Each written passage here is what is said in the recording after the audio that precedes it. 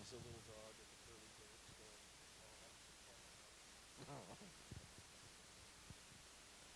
Good evening, ladies and gentlemen. Nice to see you here. I'm Robert McBride of All Classical FM, Portland's only classical radio station, and this is the only music director of the Oregon Symphony, Carlos Kalmar. Aren't we glad? Good evening. The one and only, the unique, the sui generis, the without which not, Carlos Kalmar. And he's humble, too. So tonight's program begins with a short overture. Then it has a short-ish piano concerto, as concertos go, and then a great big long symphony that, for all its length, was never actually finished. And we'll talk about Mahler 10, but let's start with this little overture by Giacomo Meyerbeer, which you called last night a parking overture. It is a parking. Meyerbeer wrote it because of... No, he didn't. The latecomer's curtain raiser. Yeah, well, you know, parking is quite all right here around the building, but sometimes you just are late because of traffic issues or whatever. And that's why we sometimes put on the top of the program something that we call a parking overture. And I mentioned this on this program because this program could easily exist on two pieces only. But you are going to see it, maybe whoever dares to come late to this concert would miss Stephen Hough and playing Liszt. And trust me, you do not want to miss that one. And it's a concert, the Liszt concerto is without any intermissions, meaning it has movements, but the movements float into each other, so you're in trouble if you're late. And the Meyerbeer, by the way, it's a very nice piece of music. It's very short. It's just a unpretentious, enormous grand march, as it was written in the French opera of his years. And Meyerbeer is a composer that has pretty much disappeared from the surface of even the opera houses, because Meyerbeer was, before Wagner and before Verdi, he was the king of the opera overall, played everywhere to great success. His music is really wonderful. It's kind of simple music at times, has all the great things of a great opera, and also for the stage director, his operas tend to give the stage director something to do, because as opposed to Wagner, where you have maybe two people on a stage for 35 minutes singing about a love duet, which is great music, by the way, but nothing goes on. And in Meyerbeer, there's a lot of things going on, and his operas usually have casts of 25 singers, so go and find money to pay 25 solo singers. And the other thing is, his operas are also pretty much as long as the ones that Wagner wrote, meaning you have to sit there for 4.5 to 5 hours, and well, it's kind of tricky. So his music has disappeared, but the march we are going to play for you, I guess you're going to recognize it anyway, because here and there maybe you hear it. And please do not start humming in the middle of a section. No, it's not the March of Aida. It's pretty much the same, but it's not Aida. A matter of fact, because it works like Aida. Fanfare, fanfare, and then a more mellow middle section. And once this mellow section is played by trumpet and bassoon together, and yesterday after the show, Jeff Work, our fabulous principal trumpeter, confessed to me that if I would have played that in our second rehearsal, he and Karen Miller, our principal bassoon, would have played Aida, just to trick us. Oh, that's a wonderful idea. They would do that with a guest conductor just to see if he even noticed, right? And then the Piano Concerto No. 1 by Franz Liszt with, as you said, Stephen Hough as the soloist. I've never met Stephen, but I've kind of been asking around about him. I asked you, I asked some people backstage, I asked the piano technician tonight what he's like, and I'm getting the same report from everybody, that he's a really nice man and really easy to like and easy to work with. And I like people like that. They're refreshing. Oh, yeah. Yeah. Yeah. Well, Stephen falls into this category, not that everybody is like that, but I would say that, to my knowledge, the greatest artists in classical music, the ones that are really on the top, are very, very skilled, but kind of normal. It's not like, don't approach them because they will not talk to you. No, they are just simple people. And yesterday you saw the concerto. You were there, so tell me what you think. It's not my favorite piece of music. I'm not talking. Okay, talk about his playing. It's not my favorite pianist. His playing is wonderful. It's powerful and it's lyrical and it's very clean. It was just about perfect. He can play the hell out of the piano, but he doesn't do that all the time. That could be done with Liszt and a lot of other composers, but he doesn't do that. I mean, he's a great artist. I like everything I've heard him do. His own works, too, because he plays. Oh, by the way, before I forget, Stephen Hough will be at the Classical Millennium table in the lobby at intermission signing CDs, so you can get a CD and get an autograph on it and meet the guy. There was some gorgeous string playing on this stage last night, like that violin solo at the beginning of the second movement of the Liszt. Oh, and then carrying on into the Wagner. I mean, you've really got these strings sounding wonderful. When they were looking for a new music director, when James DePriest was leaving, I wanted a conductor who was a violinist. Got one. Because I wanted somebody who could really communicate with those guys and get them to do the right thing. Well, I tell you that Stephen has maybe a minor role, but he has a role in me getting selected to become the music director of the Oregon Symphony. He does? Yeah, well, Stephen and I have worked over the years many times, and it was a coincidence that I think in the very first time I appeared on this stage, my soloist was Stephen Hough, playing Saint-Saëns, the fifth concerto, the Egyptian, which is another one of those concertos which are actually very good music, but you need a very intelligent player, because otherwise it sounds a little like mediocre music. And then I had Stephen Hough, and I thought, like, yeah, it's nice. He can do it. And even though it's not your favorite concerto, the Liszt, well, it's tricky to say what is your favorite concerto, because when it comes to the piano, well, there is Mr. Mozart there, who wrote a couple of them, which are all our favorites. Then Mr. Beethoven wasn't too shabby either. I mean, Brahms, we are not going to argue, at least don't start arguing with me about Brahms, as you know. Tchaikovsky, well, yeah, we like that too, Rachmaninoff, etc., etc. So where does Liszt fit in?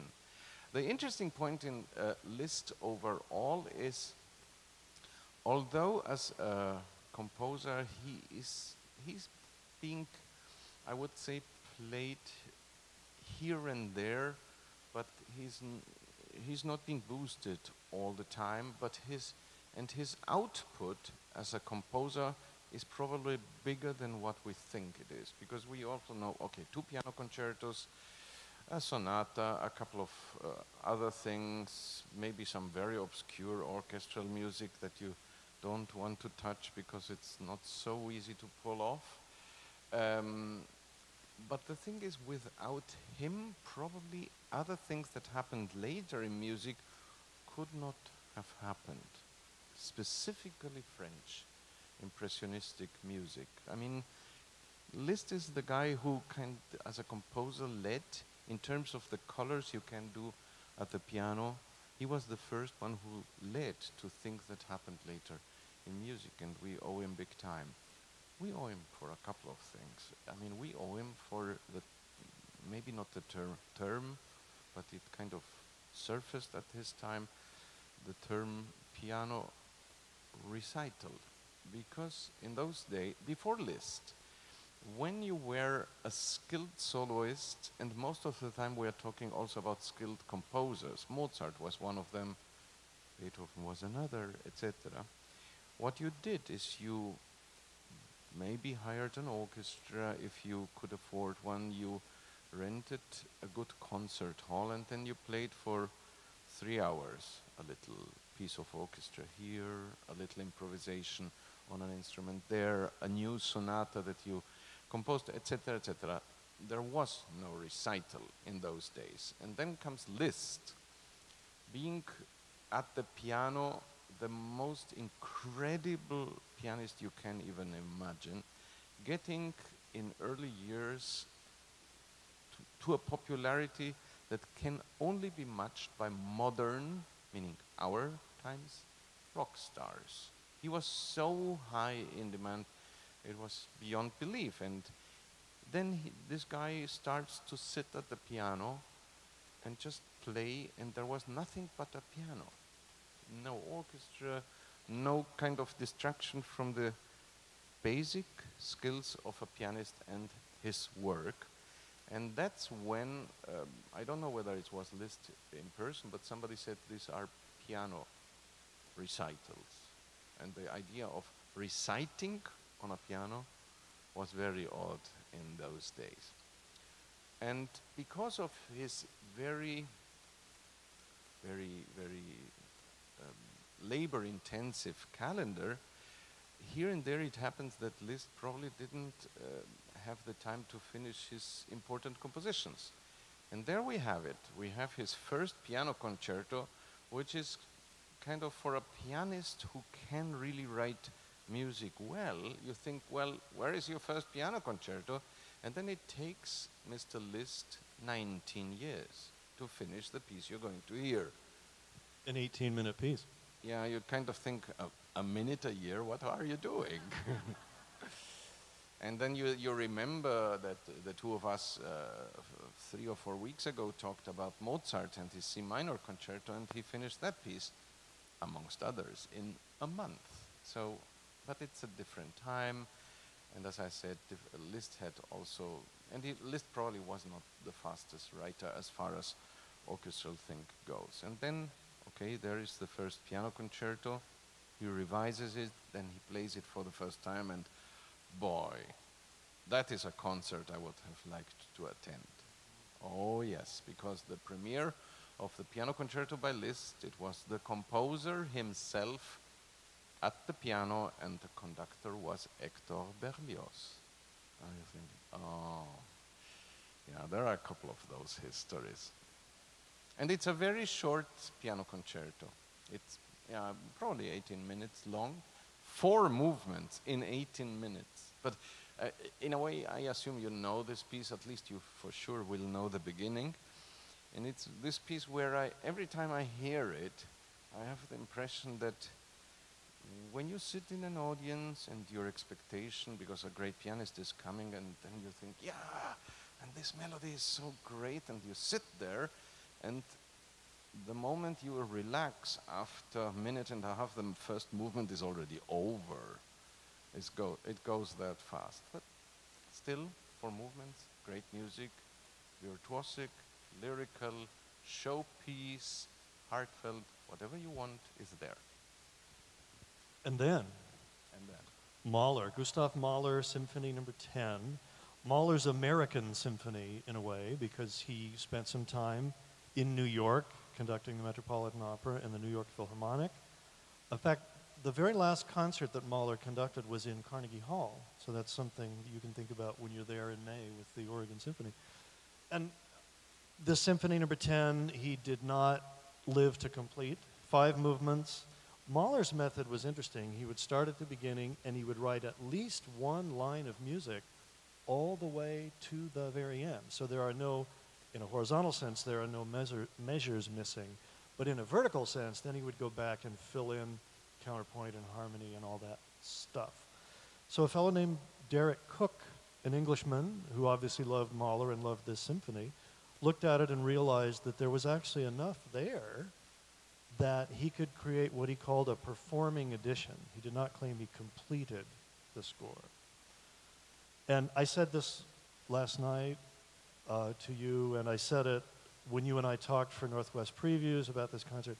I'm really grateful that Cook did that and that you and some other conductors are actually willing to perform it, because it's so beautiful. The last movement is to die for? Well, the last movement, as very often in Mahler, and specifically as Mahler goes in his last year, it's very clearly about death. I mean, it's so about death. It's incredible. And so, in other words, what you're going to hear tonight is a program that overall gives you two very distinct halves. The first one, with the Meyerbeer and the Liszt, is about a lot of fun. And then we get, with this larger-than-life symphony, we get very serious. But not only. I mean, within this great symphony, there are two scherzi, long pieces, by the way, that are humorous, satirical, sarcastic as Mahler can be, sometimes very Austrian, and so there is enough variety there. And I just wanted to take a minute Robert described it incredibly well, what Mahler left us. And the first question when you tackle this symphony is, and you see the score, you ask yourself, okay, tell me exactly, what was there when Mahler died? And I think I can be kind of pretty specific with that. The first movement was completed by Mahler. It's all of it. Elaborate instrumentation, the works. So let's kind of take that out of the way. The third movement was pretty far, and the rest is, as Robert described it, often only a line of music and the rudiments of a bass line. And now the question arises, are you even allowed to complete that? If you have ever seen a Mahler score, we are talking about the most elaborate scores you can even find, meaning it's not only a lot of instruments that are being covered, it's also the way he writes music. He writes you all the incidentals you need. He writes you how loud, how fast, how you sometimes he writes you how you shape melodies, and he very often writes a little bit about character in his music. Now, all of that is, with very few exceptions, missing. It's not there. So are you allowed to reconstruct it? And this is a discussion that you can have, and you can talk about it and show the evidence, and you can argue with scholars who have studied Mahler in a different way than I did. And there are two sides. There are conductors and scholars who say, yes, we can, kind of popular saying here in America. And there are those who say, no, we cannot. Amongst those who say, no, we cannot, is Leonard Bernstein. I mean, undoubtedly one of the most,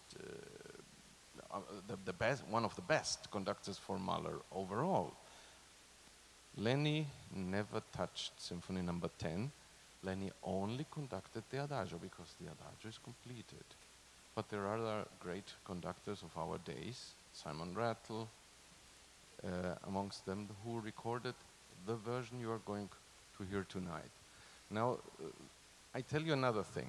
When you have something, a house in a foundation, like the foundation of the house is there, like you have in the Mahler 10th, of course you are tempted. Oh boy, it's so tempting to complete it. And we have way more versions available to us than only the one that you are going to hear tonight.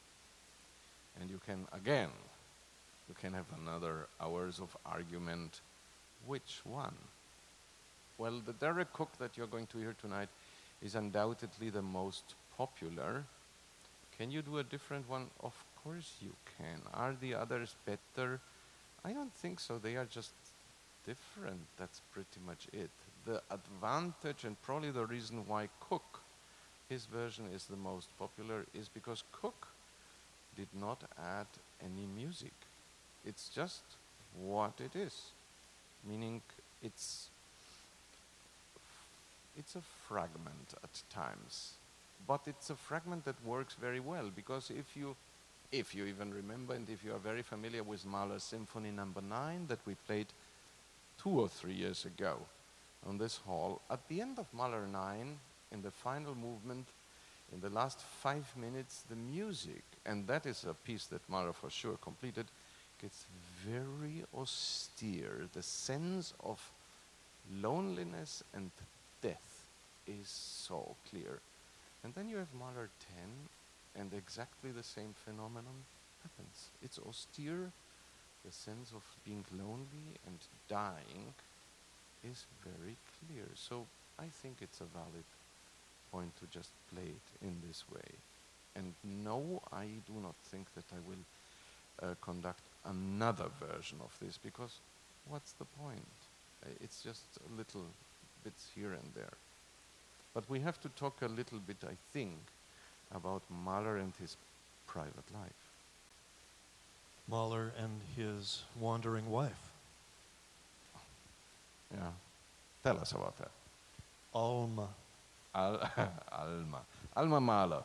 She was a coveted woman.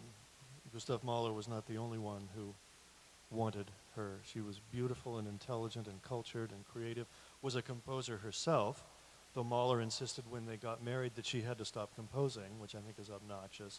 But that was that time and that place, and you can get recordings of Alma Mahler's songs, by the way. And she lived all the way, Mahler died in 1911, Alma lived all the way to 1960-something. And she heard this Derek Cook version and approved it. She had originally said, no, you cannot perform this, but then she heard a broadcast of it, I believe, and she said, well, yes, people should hear this. Yay, I'm glad she did. Yeah, well, the point, and we are talking barely a couple of months, maybe at the most a year before Mahler died, at the way too young age of 50 years, in 1911. And Mahler worshipped his wife. She must have been a fascinating woman. Alma means soul. Yes, Alma means soul. Great name. Oh, yeah. But unfortunately, at the time that we're talking about, Mahler was already a little bit troubled, because he had received, I think a year before, the news from a doctor that he had a heart condition that would eventually kill him, and he should slow down. I mean, he was a composer, the director of the Vienna State Opera, very high in demand as one of the greatest conductors of his time. Of course, he didn't slow down. And so he had that, and then he discovers that his wife is cheating on him with Walter Gropius, who was one of the lead architects of the Bauhaus era. And by the way, she married him later, after Mahler died. But that didn't last so long either. Mahler was devastated, and Mahler, the music of Gustav Mahler is always very personal. That is why we all, I would dare to say that, we all can relate to Mahler, because when you listen to Mahler in a concert hall, you very often get so drawn into the emotional side of his music that I don't know whether you even do that. You stop thinking about things like architecture and harmony. You just take it in for what it is, and the changing moods of Mahler's music draw you in. And now, within his very personal, I would dare to say, private music, this is even kind of worse, because he wrote this symphony after receiving the news that Alma was cheating on him, and the desperation is palpable. You can feel it, and it's anguish all over the place. But not only. If we dare to compare this symphony, and we start by the first movement to earlier symphonies, well, the ninth symphony, Symphony number 9 by Gustav Mahler. The last movement starts with this unbelievably sublime adagio that lasts for, I don't know, 19 minutes until it completely dies. And at first you have this feeling of being in a church, a big white church, and then it drifts towards loneliness and then it dies away. This piece you're going to hear, the first thing that, I'm not putting thoughts in your mind, you can think whatever you want, but I would dare to say the first thing you think about is loneliness, because it starts with a melody in the violas that has no harmonies, has nothing, and it's very slow. And then he starts writing an adagio that is very also, maybe the idea of church comes to mind, of a certain type of piece. But having in mind this story with Alma that wasn't going very well, it comes to the central climax of the first movement, which is a set of chords, harmony, that had scholars talk for ages. Because everybody said, looking at the evidence, that Mahler probably, if he would have lived for another 10 years, he would have ended up writing music like Arnold Schönberg, who pretty much denied the rules of harmony as we know. I don't think so, by the way. It's just that this cry of anguish is a lot of pain, and you can hear it, and that's where Mahler again becomes a private citizen that pours his soul into the public and lets everybody see it. And yes, then we have two scherzi, very different from each other. The first scherzo is trust me, it's a nightmare for the orchestra. It's a nightmare because it's in changing meters. It's so, the concentration that we have to put up to just play it is so high, and the organ symphony plays so brilliantly. And the second scherzo, which is more the nastiest type of scherzo that Mahler sometimes writes, is he even wrote Dancing with the Devil on top of it. And in the middle of this symphony, there is this little movement that you are really surprised how short it is, called Purgatorio. Also, the original title was Purgatorio / Inferno, hell. And I always wondered about that movement, because what association do we all have with hell? Hell is probably a not great deal of fun, and very dramatic, and probably obnoxiously loud. And then Mahler writes a piece that is kind of very quiet, very uniform in harmony. There are not so many outbursts there, and it's over in 3.5 minutes. And it's kind of a piece where you think, yes, I can whistle that. That's hell. It's just an interesting symphony. And the last thing that I can give away is the second scherzo goes into the last movement without pause. And the first note in the last movement, which is not a note, it's more a noise that you are going to hear by the big bass drum. It's like a thud.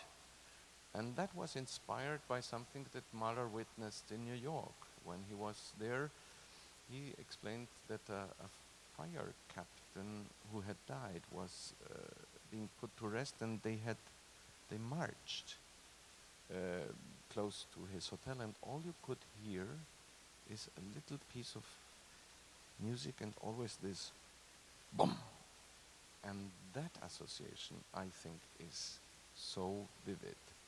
It's not, but this idea of funeral march with something really hitting you, and you're like, please don't hit me again. And on the end, well, I gave that away, of course, at the end.